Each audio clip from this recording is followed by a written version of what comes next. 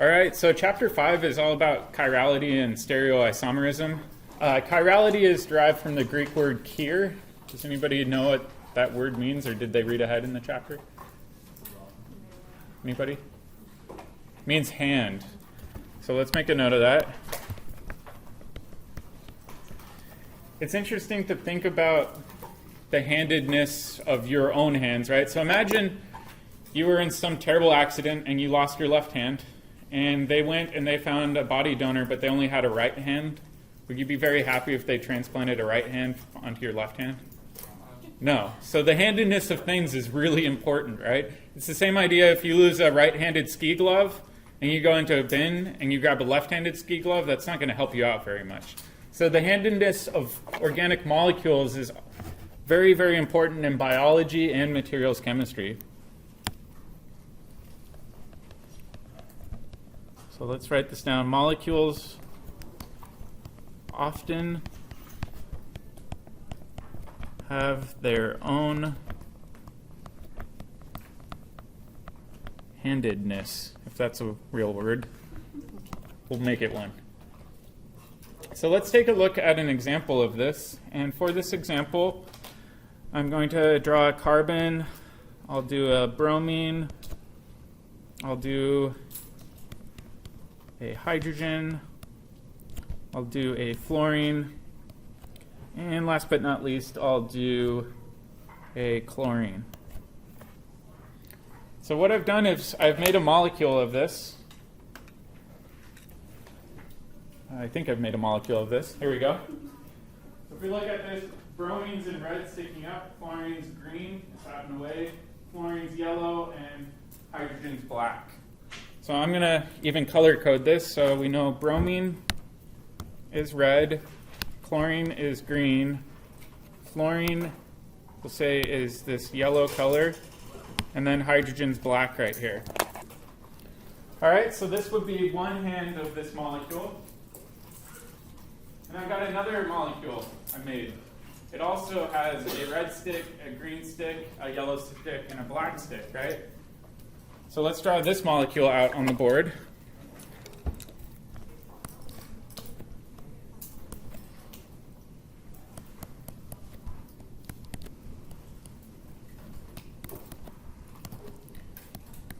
And this chlorine I've got labeled as green, bromine red, hydrogen's black, and fluorine is orange. All right, so I've got both of these. Are they the same or are they different? Different. They're different, right? If you look at these, if I try to overlay them, I can match up the green ones and I can match up the yellow ones, but the red ones and black ones don't overlay perfectly, right? If I try to match up the red ones so that they do overlay, then the other ones get out of order. So really what I've made is two molecules that we can't superimpose on one another. So that's the general definition of chirality, is a molecule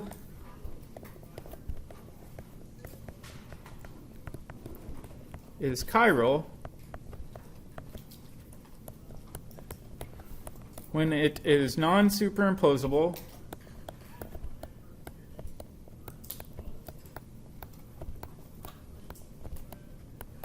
on its mirror image.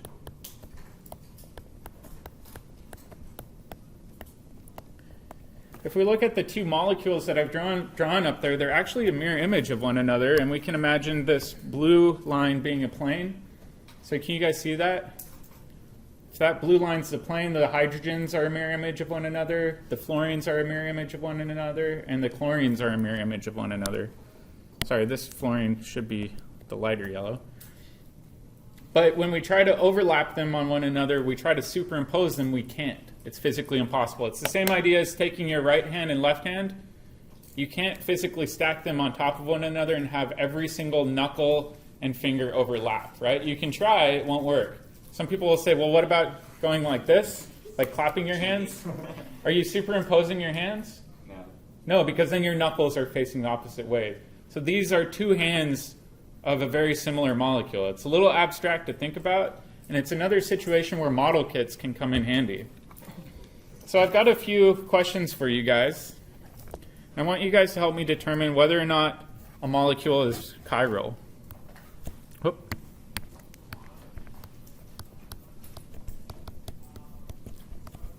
So determine if the following molecules are chiral. How can we check if they're chiral? Whether they don't superimpose on each other. Yeah, first thing I would do is draw a mirror image.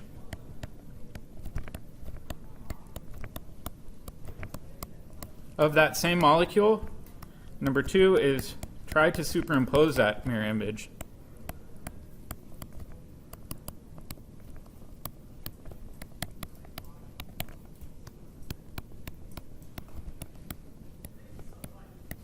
Okay, so the first one I'm going to give you guys is a little bit tricky.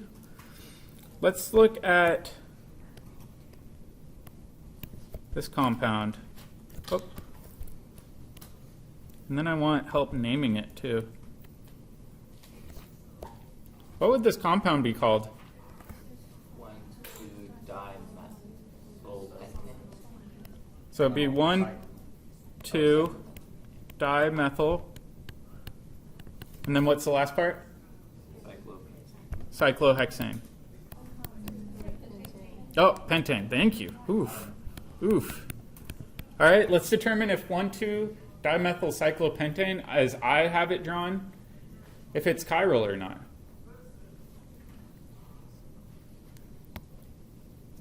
So I'm going to draw that mirror image.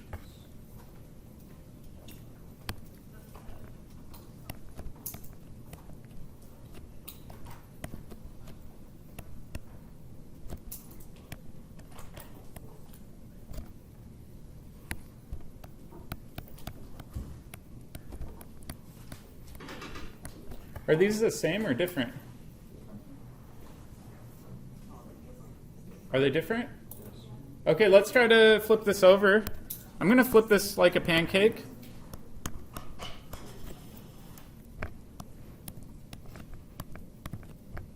All right, if I flip this like a pancake, I know I've got a methyl group coming off this carbon and this carbon, right? Because we're kind of flipping it over. Should those methyl groups be dashes or wedges? Dashes, right? Because if they're a wedge sticking out and we flip it over, that means they now go into the page, right? That's a little bit of perspective. So we've got a dash there and a dash there. These are the exact same molecule, right? Pancake flipped over is still a pancake. Now, are these two the same? Raise your hand if you think they're the same. Raise your hand if you think they're different. Oh man, this is tricky. All right, so let's do some more manipulations, right? Let's say I now take this molecule and I'm just going to flip it over this way. So I'm going to take this carbon and I'm going to flip it over that way.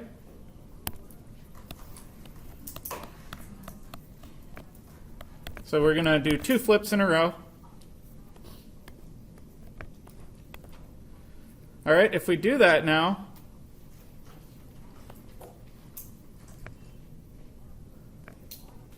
you might notice that we've created the exact same molecule. What? Well, let's look at this, right? So we've created a mirror image. Another way of thinking about this mirror image, right? We agree that's the mirror image. What if I just spun it? Could I superimpose it? What do you guys think? If I took this molecule and I spun it and overlapped it, it would overlap atom for atom. So sometimes physically building your mirror image and trying to overlay it by flipping it or spinning it or rotating it, you can actually double check to see if they stack. So in this case, these are actually the same exact molecule. It is superimposable.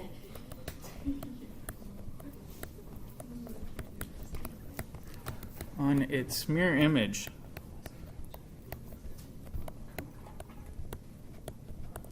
This is a head scratcher, which means that this one is not chiral. You guys want the easy trick to spot this? Yes. Yeah? Instead of physically having to build models all the time? The trick is anytime you spot an internal mirror plane, a molecule cannot be chiral. So if a molecule has an internal mirror plane, it cannot be chiral. And what do I mean by that? Let's take a look at our original molecule, this one right here, right? If we think about its internal mirror plane, if we cut it down the middle right there with that red cut, both sides are exactly the same, right? It's a little bit weird to think about, but the top corner is the same as that bottom right corner. So if you can cut a molecule in half and get two identical pieces out of it, that means that that molecule can't be chiral. You can cut down the center of atoms too. That's important to remember with these internal mirror planes. I thought another trick was if the carbon has 4 different substituents. We're going to get to that. But the overall definition of chirality is whether or not a molecule is superimposable on its mirror image. What you're talking about is a stereocenter, and we'll get to that next. Okay. All right, let's do another one.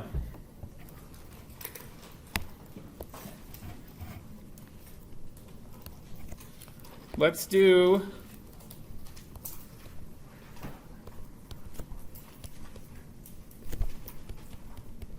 this one.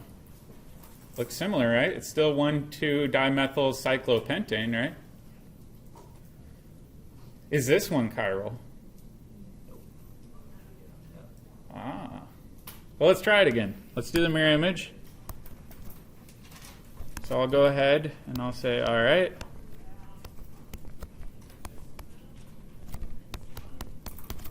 This is the mirror image. Are these identical? If I spin them around, can I overlay them on one another? No, they're different, right? What about if I flip it over? What if I flip it like this, like a pancake, completely over? That means the top methyl now becomes a dash. The methyl that was on the left will now be on the right, but it will be a wedge. Are those the same compounds? So if I look at these two, are they the same or are they different? They're different. Meaning they are not superimposable.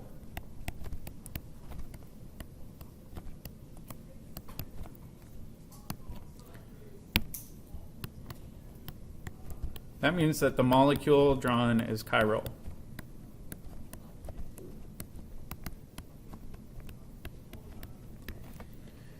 A lot of people get really hung up on this and they say, well, both of these were 1,2-dimethyl cyclopentanes. One is chiral, one is not chiral. We have to come up with more specific naming systems in order to distinguish between these two compounds, and we'll get to that in a little bit. But let's do one more just for fun.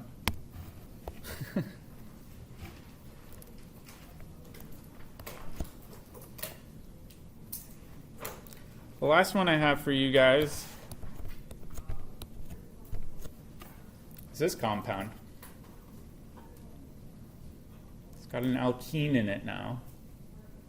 Is this molecule chiral?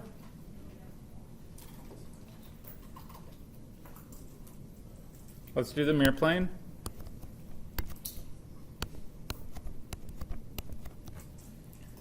Can we superimpose these two? Yeah, absolutely. So if we take this, we can flip it like a pancake. And if we do that, we've essentially created the exact same molecule.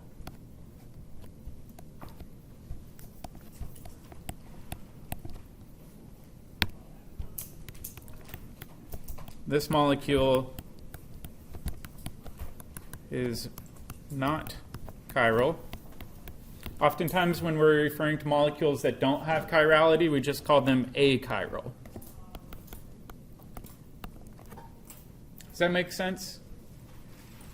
This can be conceptually challenging. The other thing, if you notice, is out of the three drawn, number 1 had an internal plane of symmetry, which meant it was not chiral. Number 2 did not have an internal mirror plane. And then what do you notice about number 3? Number 3 doesn't have an internal mirror plane, but we said that it's still not chiral.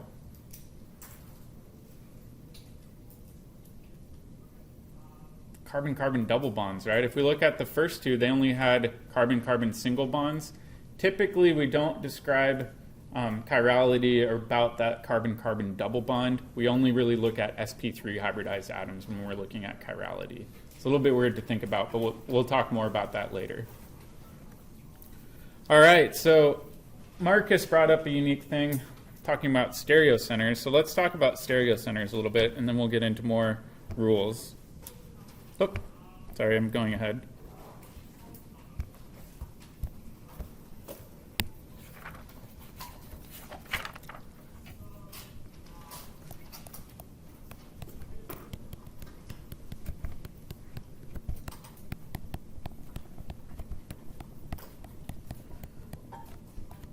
All right, so a stereocenter is oftentimes used to describe chiral molecules. Chemists will point to a carbon and they'll say that's the center of the handedness of that molecule. But let's describe it in a little bit more detail. A stereocenter is an atom with 4 different substituents coming off of it.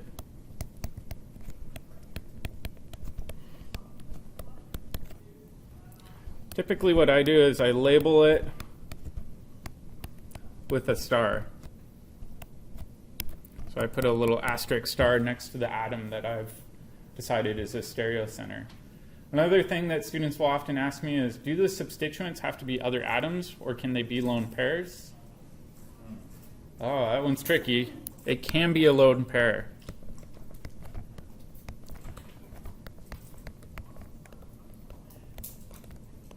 But I'm going to put a blue asterisk up here. And I'll say nitrogen lone pairs don't count. Yeah, there's always exceptions. Does anybody know why a nitrogen lone pair doesn't count?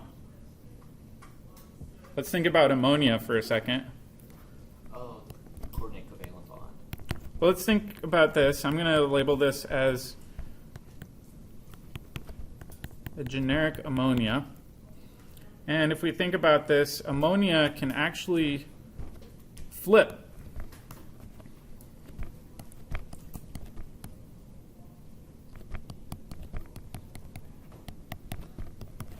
It kind of flips inside out like an umbrella flipping inside out.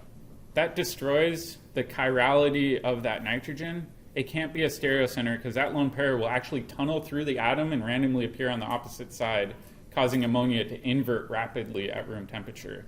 However, once you go down the column to phosphorus and arsenic, you can actually get chiral phosphorus and arsenic compounds in those lone pairs are counted as a substituent. So it's one of the weird exceptions in organic chemistry, but lone pairs do count, except for lone pairs coming off of nitrogen, because they will tunnel through the nitrogen atom. Because of the shape of it? It gets into weird quantum theory, but yeah, electrons don't behave like a traditional particle. They behave like a wave and can be in 2 places at once, and so that lone pair will randomly go through the nitrogen and show up on the other side. So if you had a carbon with a lone pair, it would be the same thing? Carbon with a lone pair would be counted as a 4th substituent. The only ones that don't really count are nitrogen. It's weird. Yeah. Okay. All right, let's take a look at some examples, and I want you guys to help me identify some stereocenters. The first one I have is ibuprofen.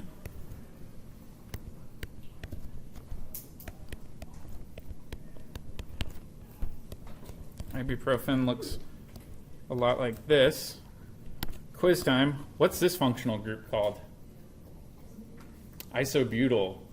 So we've got an isobutyl group coming off of benzene. What's this functional group called? Carboxylic acid. All right, now what we've got to do is we've got to try to identify an atom that has 4 different substituents coming off of it. Does anybody think they spot one? That carbon double bond to an oxygen. Let's go through. Does this atom, labeled in red, have 4 different substituents coming off of it? No, it's got 3 hydrogens, right? All the hydrogens are the same, so that doesn't count. So let's erase that. What about this carbon right here? Is that a stereocenter?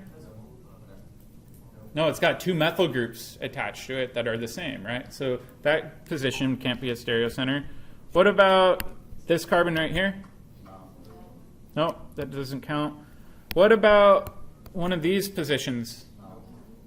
Those don't even have 4 substituents, right? They only have 3, so that can't ever count. Stereocenter is usually going to be an sp3 hybridized carbon or other atom. What about this position? No, again, we don't even have 4 substituents. What about this position? Yeah, absolutely. We've got a methyl group coming off. We've got a carboxylic acid group coming off. We've got that aromatic side coming off. And what's the 4th substituent? The assumed hydrogen. So what I would do is I would label this as a star. And we could think about the 2 different ways that we could draw ibuprofen, right? We could say in one configuration, that methyl group is a wedge. And in the other configuration, we could draw it as a dash.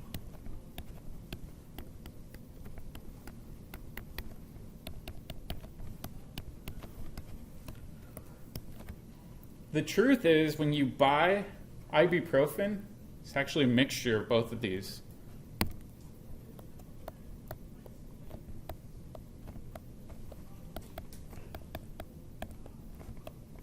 We call 50-50 mixtures of chiral compounds that are mirror images of one another. We call those racemic mixtures.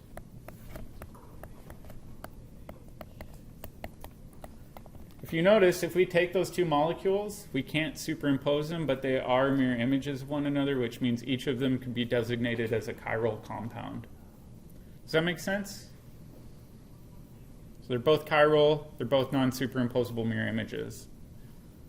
Let's do another one.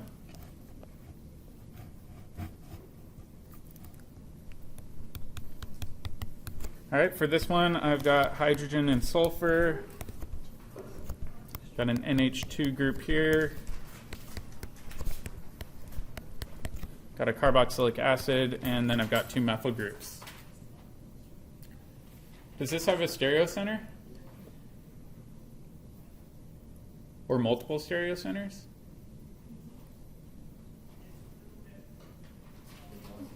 What do you guys think? Does this sulfur count? No, 2 lone pairs. Yeah, it's got 2 lone pairs off of that sulfur, so that sulfur can't be a stereocenter. What about this carbon? Nope, 2 identical methyl groups. We'll go over. What about this carbon? Yeah, so I would label this with a star, and I'd say we've got a stereocenter right there. Let's try to draw out both possible conformations.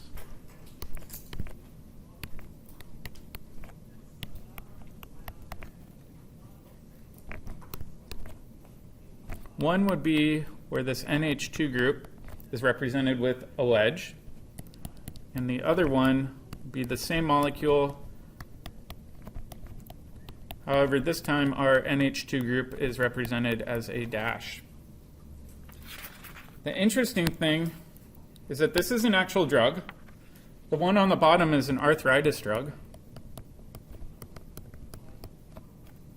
Am I spelling arthritis right? I think so. This is called penicillamine.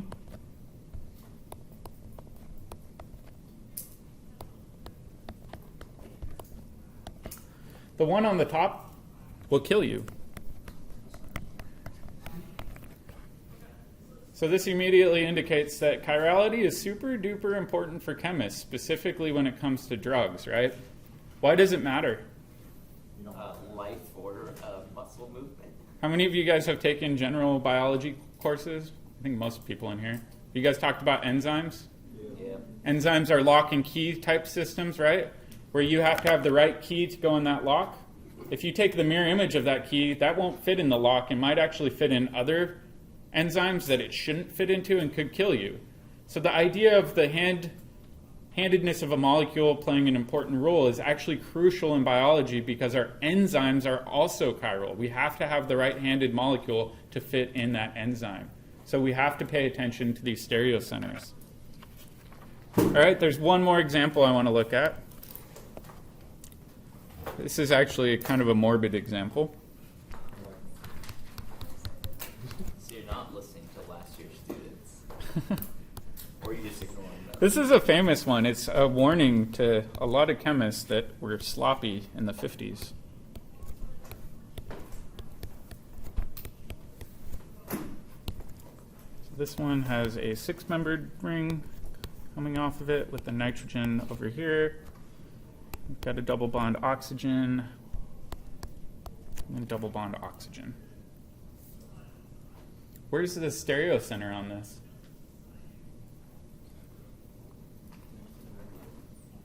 What's that? Next to the nitrogen, right? So if we look at this carbon right here that I've labeled with the red asterisk, it's got 4 different substituents coming off. So that would be our stereocenter. Let's draw the 2 different conformations that we could have for this.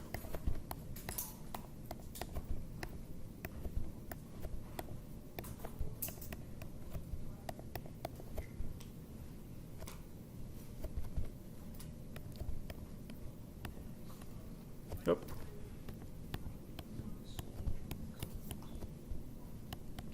So one of them could have this as a wedge.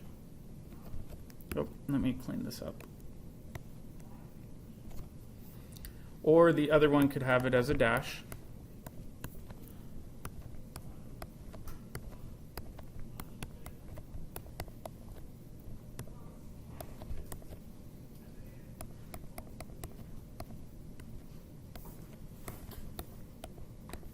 Yep. This is known as thalidomide.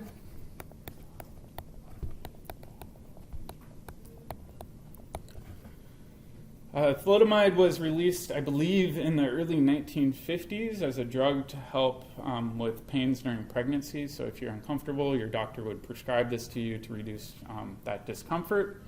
However, they started noticing a huge number of children that were born in the 1950s, specifically in Germany, where they were being prescribed this drug, were born with horrible birth defects. Oftentimes missing limbs, oftentimes really messed up limbs. Oftentimes they were just stillborn. With severe birth defects. What they realized was that this compound in your body, the body would actually scramble that stereocenter and make both of these conformations, and it was quite toxic. They did all their studies with a pure enantiomer or a pure compound. They didn't realize that your body could actually flip-flop it and turn it into both. So this was very, very, very toxic, and I think it was something like 50,000 kids were affected with it. And if you go to Germany today, you'll still see a portion of older people with severe disabilities that were the result of their parents having taken this drug. That's why it's super important for chemists to understand chirality and to be able to control their stereocenters and then know how those stereocenters interact with the body. Will your body's enzymes be able to recognize them, or will they even flip them? And then what will happen if your body flips that stereocenter and creates both-handed versions of that molecule? There are a lot of considerations with drug development. So are you saying they gave that one enantiomer that they sold and it split into both, the body split it into both? When they were testing it, they were testing one enantiomer, and they were testing it in lab studies. They weren't testing it on humans yet. And they thought that it was safe. And then they realized when we give it to a human, the human body's enzymes will actually scramble that stereocenter, make a 50-50 mixture, and that mixture was deadly. So yeah. We're having a pure compound where the body made both enantiomers. Yeah, the body messed it up. When it was metabolizing it? When it was metabolizing it, yeah.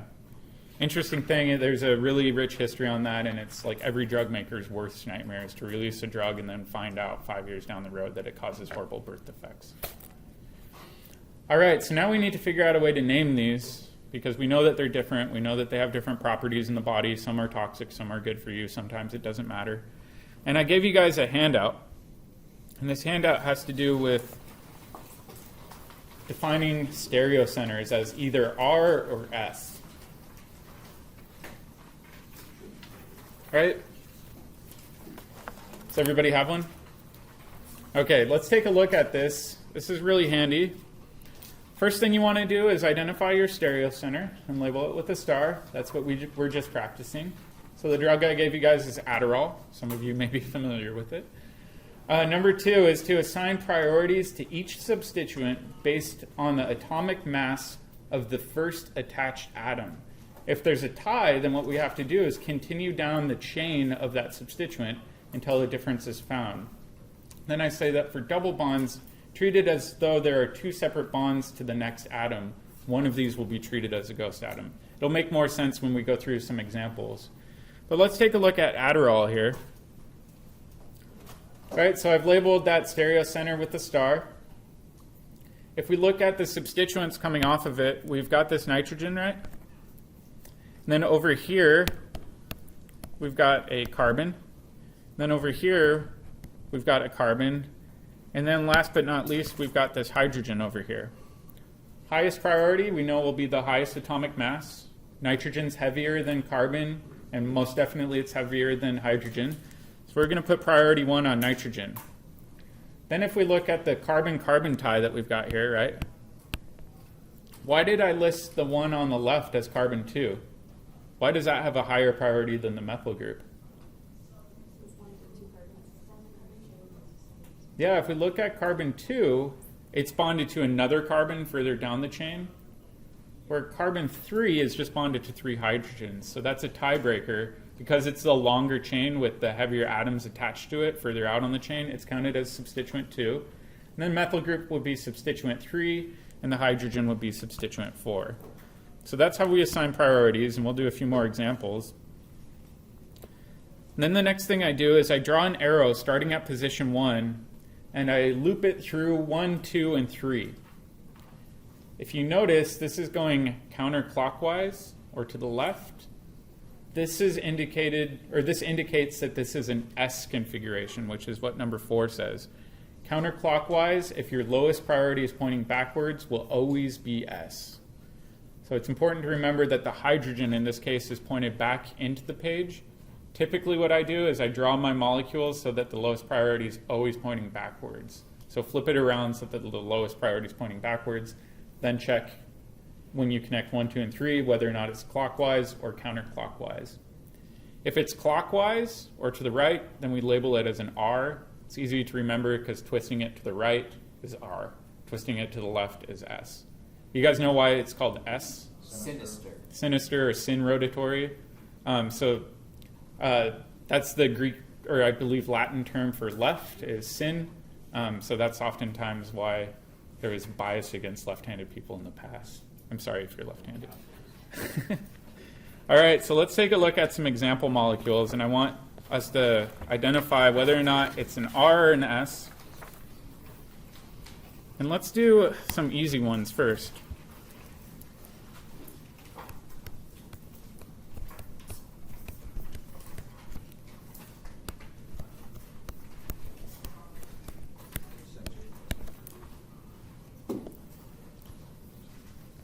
Okay, so for the first one, let's do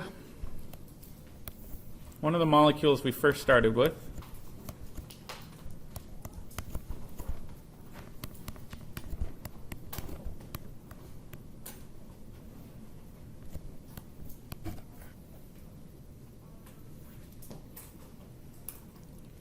First thing I would do is I'd say, oh, that carbon's the stereocenter. It's got 4 different substituents. Highest priority? Bromine. Next highest priority? Chlorine. Chlorine. Next highest priority would be fluorine. And then hydrogen, last but not least, is 4. And we've got this molecule drawn so that hydrogen's a dash, which is great. I always like drawing my molecules so that the lowest priority is coming off of a dash. Just out of curiosity, would you likely to find a compound with those 3 electronegative atoms coming out? Sure. Yeah, you could make this or buy it. All right, next thing we do is we connect the dots. So I'm going to go 1, 2, 3. It's counterclockwise.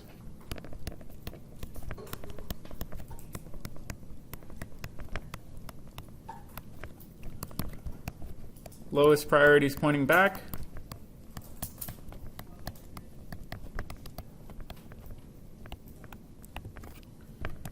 Should this be an R or an S?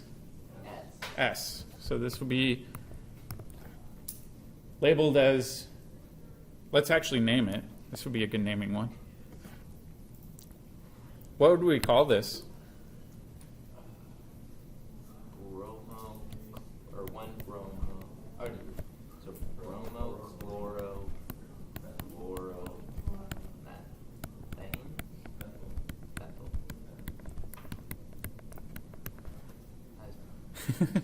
So this is a mouthful, so we would label this as S, bromochlorofluoromethane. All right, so now we need to add that stereochemical designation to the first part of our molecule name to indicate what stereocenter it is. Is it an R or is it an S? Because we know we can make this molecule two different ways.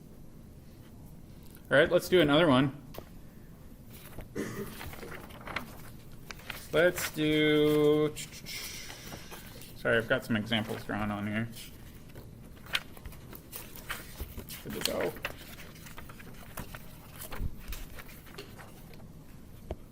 Let's go back to our ibuprofen one.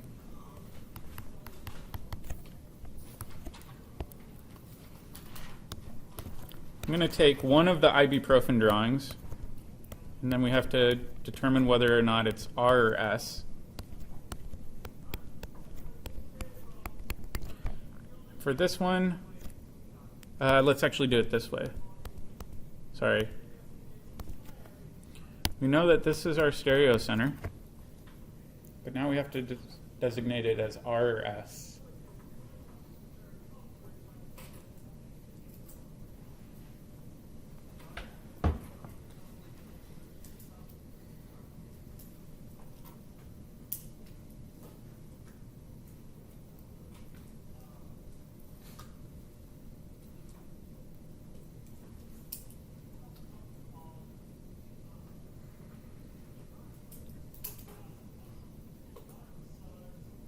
This one's a little tricky.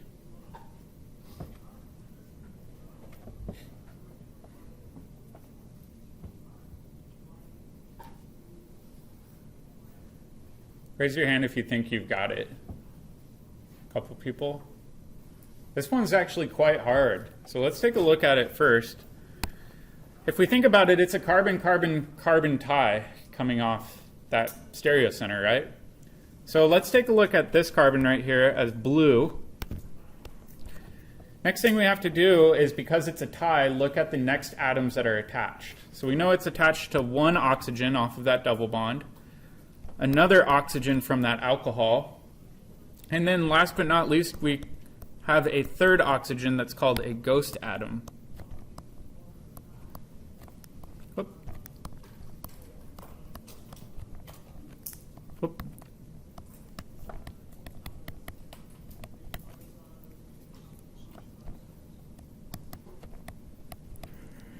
Ghost oxygens to account for the double bond.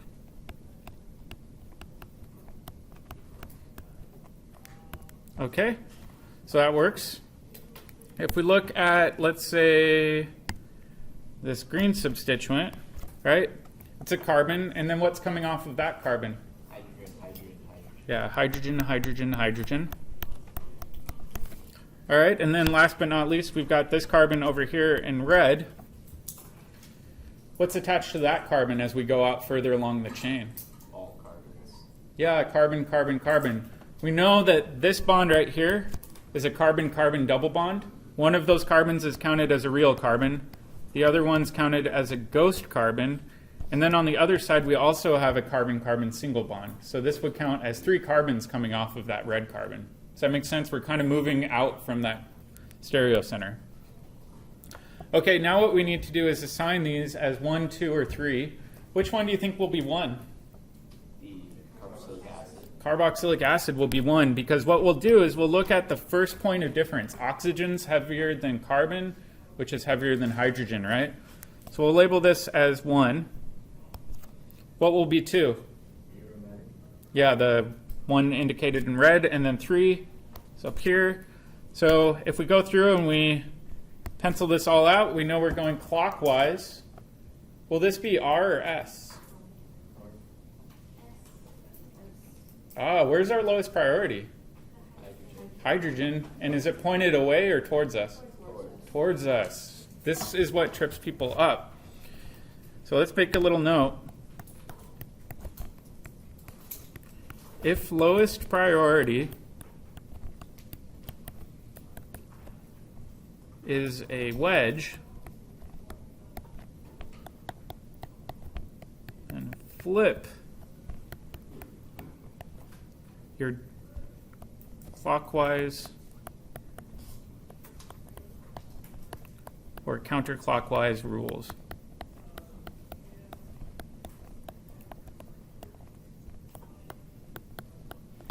So if we look at this one, we would say, all right, this is going clockwise.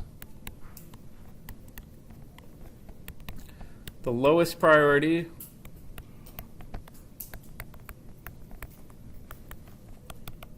is forward. That means that this will be an R or an S. S. Normally we'd say it's going to the right, it should be an R, but because it's has the lowest priority coming out towards us, we would flip that R to an S.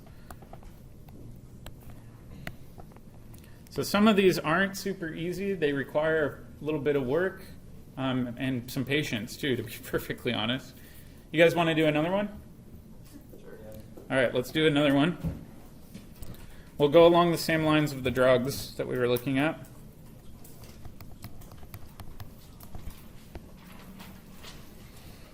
Let's do that penicillamine one.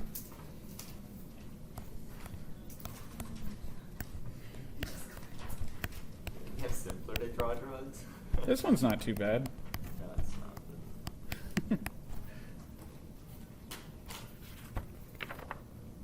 This is our arthritis drug that we were talking about earlier. We said that it's got a stereocenter. That stereocenter is right here. Then same sort of thing. I would say, all right, if we look at this blue carbon, what would be the three next attached atoms? Yep, oxygen, oxygen, and then our ghost oxygen, which is our double bonded oxygen, right? All right, let's do the same thing over here. If we look at this one, what's attached? Carbon, carbon, carbon. Oh, wait, sulfur, carbon. Yeah, if we branch out going away from that stereocenter, it looks like we've got a sulfur, carbon, and carbon. Try to order them from heaviest to lightest. So in this case, sulfur would go first, then it would be carbon and carbon. Okay, and then as we go over here, we've got a nitrogen with two hydrogens coming off. All right, let's go ahead. Let's try to determine which one has the highest priority. Will it be the nitrogen, the blue carbon, or the red carbon?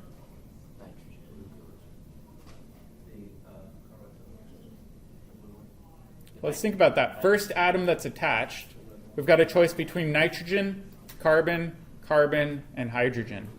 What's the heaviest? Nitrogen, right? We look at the periodic table. Nitrogen is heaviest. So the first attached atom away from that stereocenter, the heaviest attached atom is going to be nitrogen. So that nitrogen's the heaviest. All right, and then we've got that carbon-carbon tie, right, with the red and the blue. Which one's going to be considered higher priority, the red one or the blue one? Sulfur is heavier than oxygen, right? So if we look at this, it's the first point of difference. So sulfur, because it's heavier than oxygen, means that this will be priority 2. And this carboxylic acid will be priority 3. All right, so now we're going clockwise.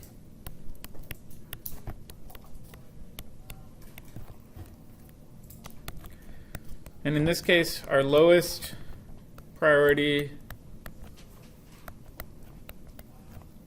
is a wedge or a dash? A wedge. Does that mean we need to flip our rules? Yeah, if our lowest priority is coming towards us, we flip the rules. So should this be an R or an S? S. So in this case, this would be an S stereocenter. These can be really tough to do. Let's do one more. This time I'm going to flip it though, and I want you to actually draw the molecule.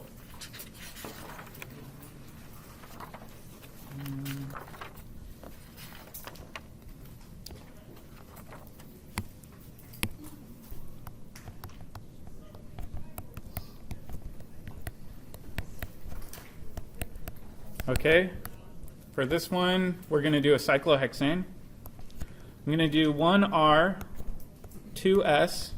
That basically tells you that carbon 1 is an R stereocenter, carbon 2 is an S stereocenter.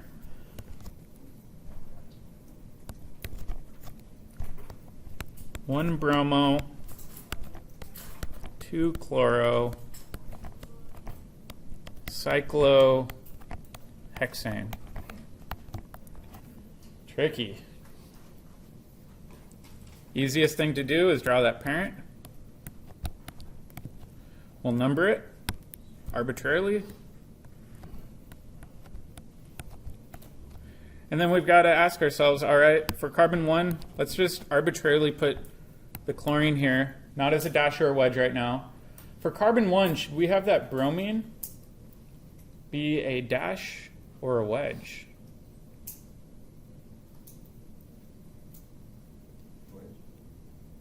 You guys want to know the highly scientific way I do this? Guess and check. All right. We know we've got a bromine coming off of there. If we've got a bromine coming off, this would be position 1. This would be position 2, right? That carbon. And then this would be position 3. The hydrogen's pointing backwards, so would this carbon at position 1 be an R or an S? We're going clockwise, 1, 2, and 3. Lowest priority is going backwards, so I would say this would be an R. So I guessed, and I got right on my first try. That's good to go. I know, right? All right, let's do the same thing with chlorine. This time I'll just arbitrarily draw this in as a wedge. Let me redraw this. All right, highest priority coming off of this stereocenter would now be 1, and then it would be 2, and then it would be 3. Would this be R or S? S, right? Because if we think about this assumed hydrogen coming off of there, it's pointing backwards. If we connect these dots, we're going counterclockwise, so this would be an S. So again, I guessed and I got it right on the first time. What happens if you get it wrong?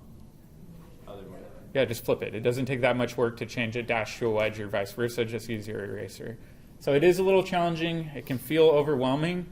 This is one of those chapters where practice problems will be your absolute best friend. So try to go through, do as many practice problems where you're assigning stereochemistry as R or S, and then check the answer key or check with a friend. Like I said, if you're really stuck on this, please come see me as quickly as possible because we're going to be using this all year long. We'll be assigning R and S stereocenters. All right, if you're in Monday lab, I'll see you guys in a few minutes.